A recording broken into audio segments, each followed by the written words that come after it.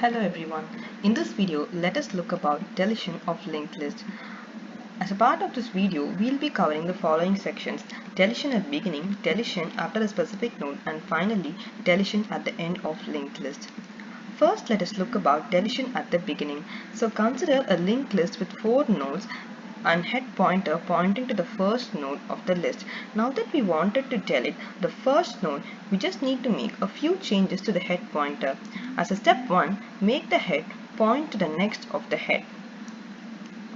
So consider a new pointer PTR and assign head to the PTR. Followed by that, make the next part of PTR pointing to the head node.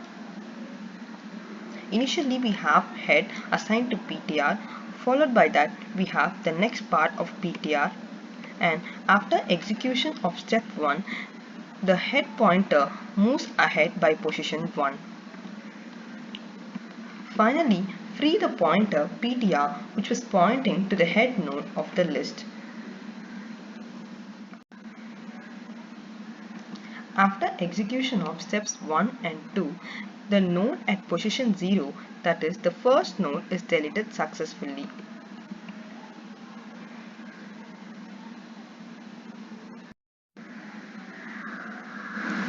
Next, let us look about deletion after specific node.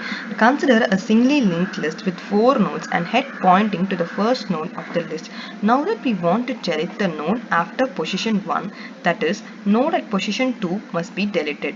For this purpose, we keep track of 2 nodes, PTR representing the node which is to be deleted and PTR1 representing the node before the node which we want to delete. So assign head to PTR. Keep traversing the PTR and PTR1 until we reach the desired node.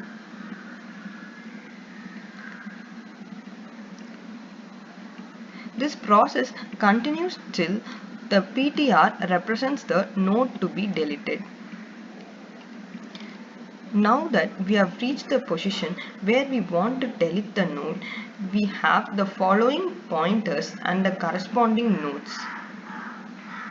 As a first step, we make the next of PTR1 pointing to the next of PTR. Then free the space allotted for PTR.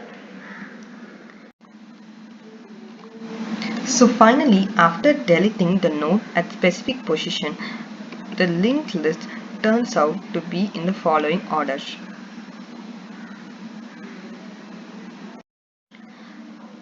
Finally, let's look into deletion at the end. Consider a singly linked list with 4 nodes and head pointing to the first node of the list.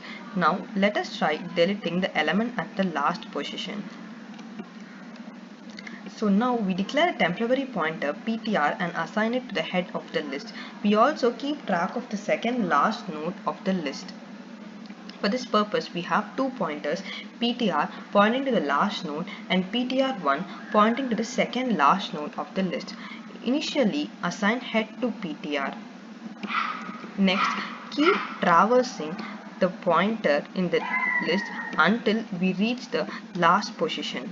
That is, we need to keep traversing till the PTR represents the last node and PTR1 represents the second last node. Now that we have arrived at a condition where the PTR represents the last node and PTR1 represents the second last node. Next, we have the following nodes and the corresponding pointers as follows. Now, make the pointer PTR1 pointing to null and the last node of the list pointed by PTR is set free. So finally, the node correspondingly looks in the following order.